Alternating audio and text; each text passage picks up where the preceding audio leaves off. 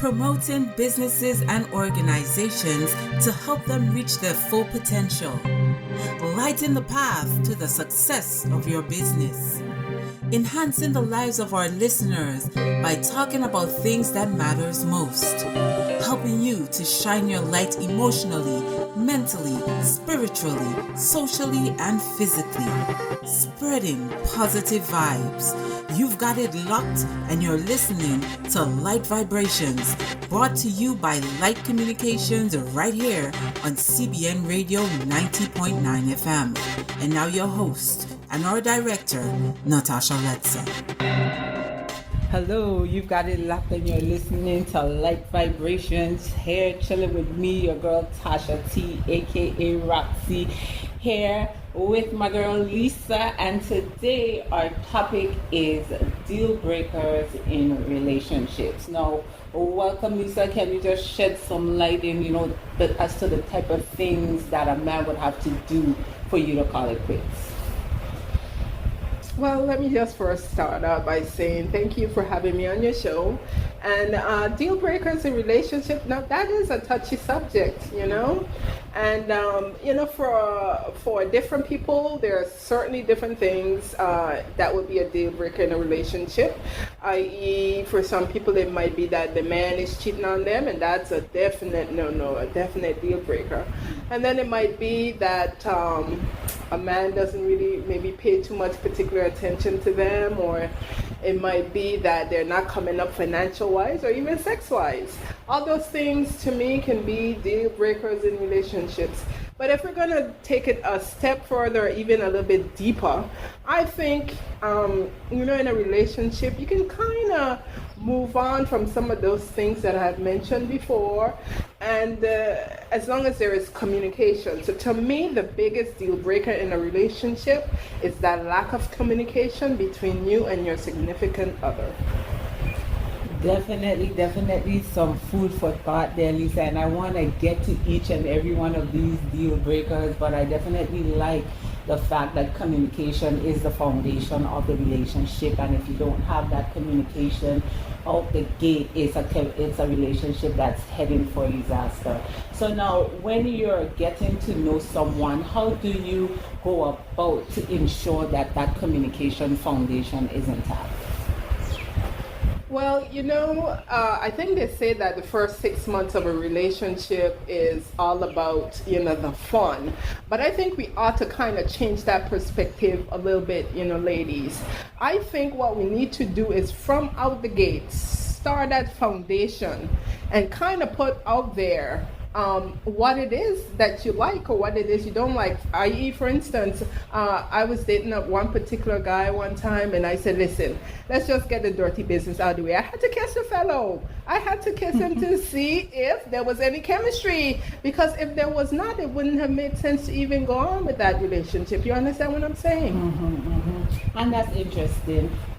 Sometimes you do have to get some of the surface stuff out the way, but after the kiss, now how do you go about, trying to build that foundational relationship? Because as far as my other shows go, so far we've been on this relationship building journey, and one of the main concern is that lack of communication, is that people sending their representatives early in the relationship or early in the talking phase, so you're not really getting a chance to know that person. You're getting to know their PR agent. So how do you go about the numerous facades and all that other fake stuff that might be happening early in the relationship, and to get something to a more substantial basis? Listen, I think we just got to put it out there, really and truly, because you got to start out how you want to end off. And if we're going to start fake, we're going to end up fake. So I think from that first date, there are certain things, ladies, that and I'm saying ladies, even gentlemen, because it's we're not biased here. We're not feminists or anything of that nature.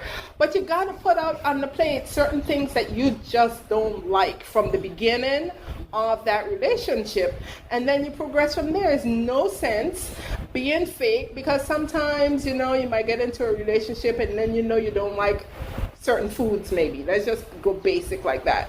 And then your significant other, this guy that you're trying to get, or this lady that you're trying to get, surprises you with the same food that you don't like.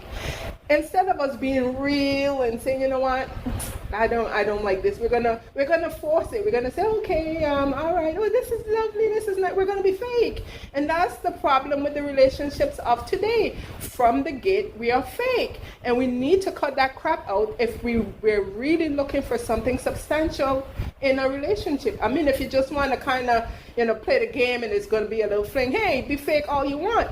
But if you're looking at somebody that you're thinking, you know what, this is going to be something in the future for me, hey, be real, be real, be real. And how do you temper being real with temper being, feminine, and temper being that person? That's just for the sake of argument. The both of us want the same thing. The man and the woman, we both are looking for something substantial.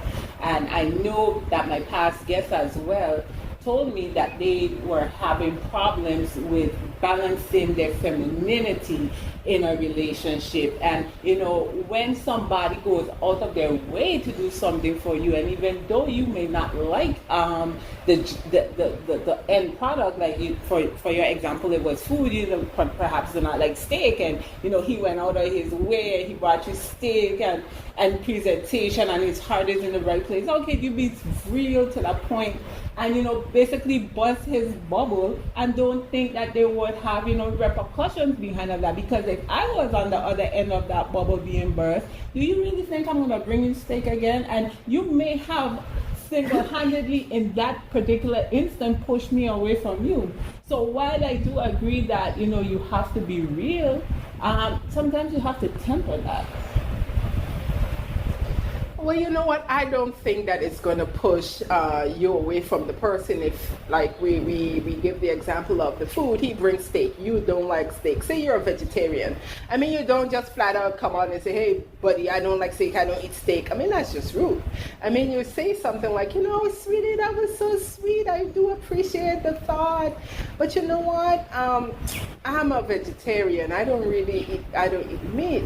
But I do love the idea. I mean, if you bring me a nice, casserole, tuna fish casserole, whatever the vegetarian, whatever that is, you know what I mean? And then you do that. You don't just come out and say, and just bust this guy's or this girl's bubble with that callous attitude. You kind of temper it a bit. And then that is, to me now, where communication and talking comes in, and then you open up the door to actually get to know a bit more the person, and the person gets to know a bit more about you. But just say, for instance, you carry that line because you don't want to hurt feelings. But remember, we're out the gate. We're just now starting a relationship. And then later on, next week, he brings you steak. 3 months from now, he brings you steak. You don't eat steak. That's the bottom line. You hate it. And then 3 months later, because the relationship is starting to get sour, guess what you're going to say to the guy? I can't believe you ain't know me. I can't believe bringing it. You ever see me eat steak? Yeah, you bought it. All that bought it for you. You never said anything. That's the problem. Definitely. So I think you hit the nail on the head right there. It's not about, what you say, but how you say it. And that would be like lesson number one in any relationship. While we try to keep it real 100 all the time, it's not necessarily what you say, but how you say. So you remember to keep that person's feelings in mind, and temper the realness with love, and I guarantee that person will accept it a lot more easier if you just being real and blunt and callous when it comes to another person's feelings. Now, we started off by talking about our deal breakers, and so now we want to go a little bit more in depth with some of the reasons why people would leave a relationship. And let's start off with the obvious: cheating. So would you leave or your relationship if you found out that your significant other was cheating? And if not immediately, what could he do or say to convince you not to? H to the Y, honey, H to the Y. I will believe in that relationship if this guy is cheating. I am not. That is definitely one of my deal breakers. I mean, life being what it is, we have to be so careful about what's out there. There are girls out there that's going to come after your man or come after your woman for money. It's not about, it's not about anything real. And if you're trying to build a real solid foundation and relationship with some people, how do you introduce cheating in that mix? I don't understand that. So one of my deal breakers would be, yes, cheating. And there is no room for anything. If a man and we're in a relationship, we have set a foundation, we have a commitment, we have trust. I mean, we have been building blocks, we have been building all of these things, and then we get to a point 2-3 years down the relationship and you're going to come and tell me you're cheating. Why? Because I'm satisfying your needs. I'm giving you your conversation, I'm giving you good sex, I am satisfying your needs. So what would be the reason why you want to cheat? And so I will not be accepting that. I don't care what the person comes with and tells me. I would definitely not be accepting that.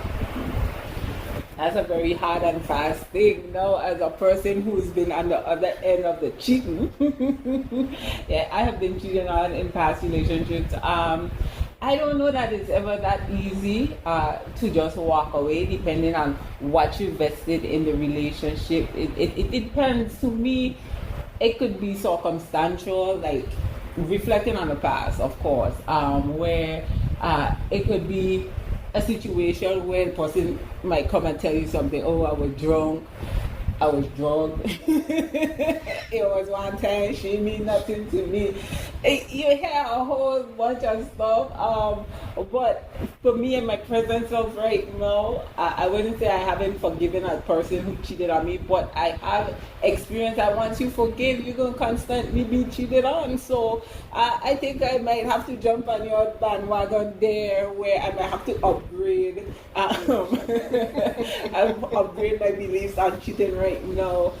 Because to me, once it's okay, like I was listening to this guy, he Umar Johnson, and he talks a lot about relationships and what's not, and he's saying that if you know your man is cheating, and because he's trying to protect you, if he cares somewhat about you, he's trying to protect you from that, so he's gonna sneak around and hide.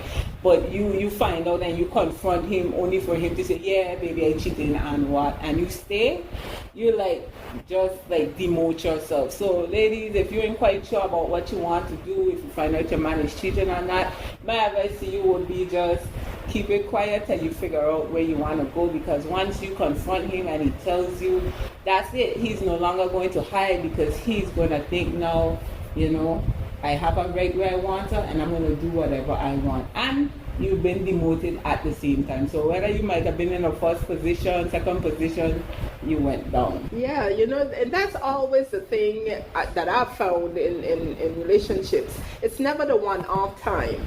I mean, they might come and they might say they're sorry, and they might mean it, and then they go down, and then they do their penance and all of that. And then a few months later, down the road, when you've been won over, there to go again with that. And you've already accepted it once, so why are you not going to keep accepting it over and over again? I know I had a friend, she was married, and she was like, listen, my husband did everything for me. He was just one of those nice guys out there. And, he didn't mind doing anything for her when it came to her feminine. He was just one of those guys. And at one point, he cheated on her, and she just could not get over that, because he was so sweet to her, and then all that sweetness is now going to some other woman. And she was like, he was perfect in every way. He cheated on her the one time, and he confessed. She had no idea. He came, he just couldn't help it, and she just could not get past that, and she left the marriage. So you gotta have to think, again, if it's not your deal breaker, hell, it's not your deal breaker.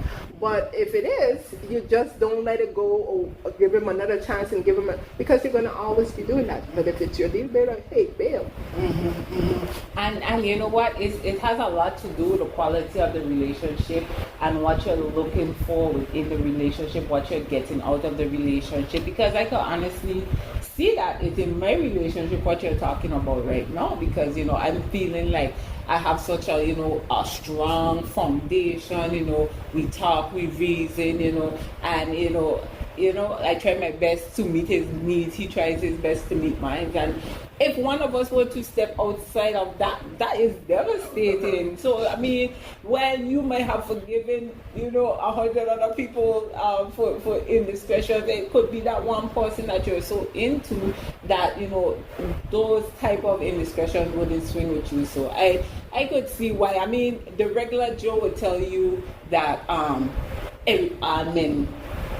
most men are going to cheat, and if you have a good man treating you good, and he went outside one time, he came to you, all of those extenuating circumstances matter. I mean, she could at least try counseling or something. But like, the relationship was so pristine to her that probably broke her. So you really have to look at what you have, what you'll be losing, and all of that when it comes to relationships, and if you really care about your relationship. On to something else. Let's talk about abuse in relationships. Or what measure of abuse would you accept, or if any, or do you think abuse should be right out the gate a deal breaker? Now, abuse is a really ticklish topic here, I find, because there are different types of abuse. But once we get to talk about abuse, we might just always go to the physical. But remember, there's emotional abuse, there's sexual abuse, there's that physical abuse, there's all sorts of others. And to me, all of them carries equal weight. While I have to say that I've not been on the side of a relationship where it was physical, I was in a mental and emotional abusive relationship. I have been there, and to me, I would have preferred the blows. To me. But then again, I'm just saying that because I think I was in one relationship when I was very, very young, and I got one slap, and it was like, oh my God! It was like, and I've never been. It so surprised me. It came way out the gate, and I was like, what the hell is this? And I've never had anybody hit me since then. So, I mean, but it was like, oh my God, but the person that did it, I was like, what is this? And then we battled it out, and it was never repeated again. But again, I think that emotional and that mental abuse, it knocks away at you. It takes away some of you as a person, as an individual, because that's what they seek to do without laying hands on you. So I don't think that would definitely be a deal breaker. But that happens over time. Once you're in a relationship where you're being mentally and physically, mentally and emotionally abused, you don't see it coming for a while, and then when you see it coming, you always kind of want to justify it and say, you know what, and then carry on. But then after a while, then you realize, hey, what am I doing? Because it's obvious this person don't have any love for me, so why am I in here? Because that's what they do. They kind of whittle away at you, at your self-esteem, at you as an individual, and you kind of get sucked up into that. So that would definitely be a deal breaker of mine. Mm-hmm. And for persons who may not know that they could be in an emotionally or a mentally type abusive relationship, what are some of the signs that you could look out for, and what advice would you give these persons? Well, some of the signs of an emotional and mental abuse, it's like I said, it's something that will kind of seem like it's creeping up on you gradually, but it will be that you would be never doing, or what you're doing is always wrong, and then they're picking at you, at the person. Oh, you're not doing this right. Oh, you're really doing this again. Oh, and it's something of that nature, always undermining you as a person, and it gradually creeps in, and then the bad words come, and then the negativity, and then you're cursing, and then you're no good for anybody else, because who would want you because you're this type of person, and somebody else might kill you, but they have all the patience in the world to be with you because, and it's taken away at what you are as a person fundamentally, and chipping away at it one piece at a time. And like I said, this is something that you don't necessarily always zero in on. But after a while, you're going to get when you seem to never be doing nothing right, and you seem to be, oh, I'm sorry for this and I'm sorry for that, and that person is always right, never takes any wrong. You are the one. You are the one. You are the one. That is emotional. That is mental, because it chips away at you and makes you feel like, hey, I'm not any good for anybody, and he's already told you, or she's already told you, hey, somebody else gonna kill you if you go out there with that kind of attitude that you have. You're lucky I'm keeping up with you. You know what I mean? So it's something gradual, yes, but you can see it with those things. Before the program comes to an end, this is a fabulous talk we're having, but Lord, the time going by so quickly. I wanted to touch a little bit on, the double standards in relationships.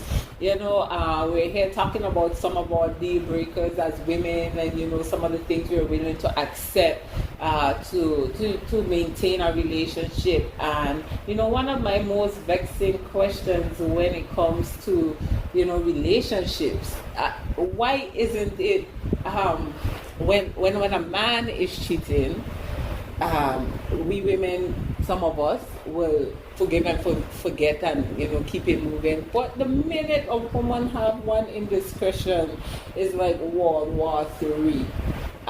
What I can't understand, men cheating on women, have multiple women. As soon as a woman cheats, somebody have to die.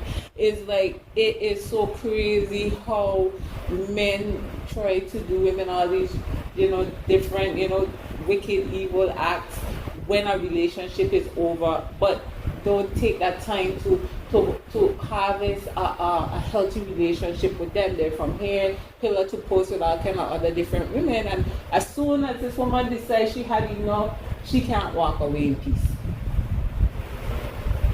Well, I'm going to go right back to the basics with this one, because the Bible says, and I'm paraphrasing, that a man will forgive a thief, he will forgive a murderer, he will forgive everybody. But when it comes to that man going with that woman that is your woman, that is supposed to be your backbone or your rib, that's something that you're taking away from him, and he will never forgive that slight. So that's why there is a double standard. I think we're going back to how, and I don't really want to touch on religion, but it's really very basic in terms of how God made man and woman. And this is how they made them. And like the Bible says, you can forgive all manner of other evil, but when it comes to that cheating, you're not going to forgive, you're going to want to kill, because that's just something inherent in a man. And so we say it's a double standard, and yes, perhaps it is. But I think that's just the makeup of a man, to be very basic with that question, and that they are so jealous and so possessive of what they term is theirs, that they, even though they might be out there hopping from pillar to post, the thought of anybody touching what is theirs just set them afire, and that's what it is. So they weren't thinking about that when they were touching somebody else's woman, one. Number two, the Bible also says, do unto others as you would have them do unto you. Two, and basically the Caribbean saying is, do for do or bien. So I'm very confused, for me, it's like, okay, whatever I do, right or wrong, if my other half, does it, I'm supposed to be cool with it, because that is something I'm doing. That's what I can't understand. And whether or not men jealous or whatever, I don't think that's an excuse, because we are human beings. You think women like to know another woman out on the road laughing at them, calling them on their job? Nowadays days is social media, blasting them on social media, talking about where they had the man and all of this story and all of this drama. But we could just sit down in a little shallow corner over there and suck it up. But when men, they don't even have to go through all of that drama. They just have some kind of suspicion, or one or two texts might pop in at the wrong time, and they probably just see something that looks suspicious, and that is it. It ain't no questions, it ain't no investigations, it don't even have to be substantiated. People ready to go to war. And I think that behavior is wrong, and I think men need to either stop what they're doing that is wrong, or just change that line of thinking completely, and form up your backbone. Because if you're going to do it to somebody, be okay with it if somebody does it to you. And then we come full circle, because this is where we started at. What is your deal breaker? And this is the thing that I said my deal breaker was. This is cheating. And this is the thing that most women do not do. We have, especially in the Caribbean islands, say it's a Caribbean thing. Oh, that's a Caribbean thing. And that's what men is supposed to do. And we give them a free pass. And we gave them a free pass all the time. And then we, in turn, I mean, if you're home and you're languishing and you're waiting for your boyfriend to come and he don't come, and then you don't see him for times, and you know, you're getting that emotional support from him, you're getting that touchy-feely, you dare not, as a woman, go out there and try to find that from somebody else, because that would be anathema. That would be like you're cruising for bruising right there. But the relationship or the roles reversed, and the guy does it, we give them a free pass, because you know what? That's a Caribbean thing. That's what men do. And this is where we lose everything. So I'm not condoning, don't get me wrong, I'm not condoning men being out there cheating, because it can be done.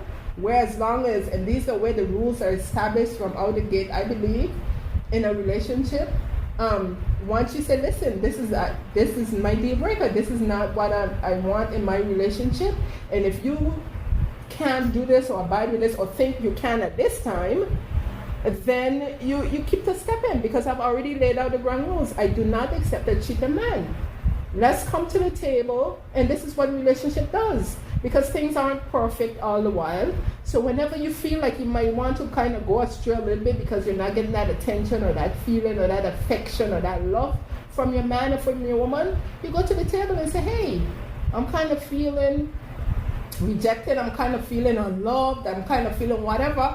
And then you give them an opportunity to step up to that plate, and you give them an opportunity, and you keep going, giving them an opportunity. But there might come a time like, hey, this person ain't really doing anything different, and then you sever the relationship and move on. You just don't cheat. So cheating is not for anybody in any way, in any shape or form. I'm not condoning cheating.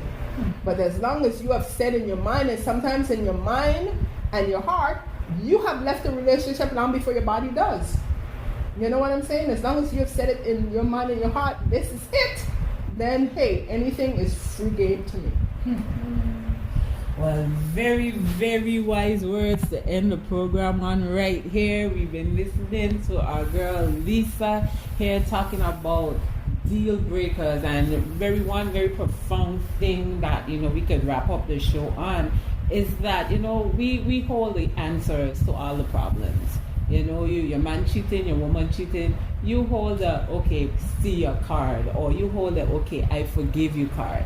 And also the people who you're cheating with, they also hold a card, and they also have a role to play in everything. So not because you might be the mistress or the sweet man or whatever, don't mean your time wouldn't come at another time. So we leave the program and say do unto others as to what you would have them do unto you. Respect people, respect yourself, respect your relationship, and respect other people's relationship. Amen to that. You've been listening to Light Vibrations, chilling with your girl Tasha T, aka Roxy, and our gracious participant today, talking about sharing some excellent knowledge today was Lisa. We invite you to tune in this time next week for another edition of Word from the Streets. You've been listening to Light Vibrations, brought to you by Light Communications. Light Communications, your one-stop shop for all of your communications and marketing needs. From conception to completion, we offer the entire communications package. Choose Light for reach, results, and reliability. We have over 15 years experience, and we offer an array of services guaranteed to enhance your reach and increase your market presence.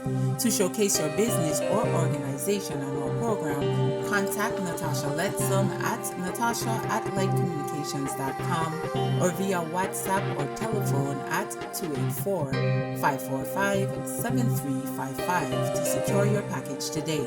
Community-minded individuals with knowledge in finance, health, business, relationships, spirituality, fitness, agriculture, healthy living, parenting, or any other topic that can enhance the lives of our community are also encouraged to contact Ms. Ledsam to organize an interview. Thank you for tuning in to Light Vibration, and don't forget to tune in this time next week as we continue to bring you life-changing information. Until next time, shine your light.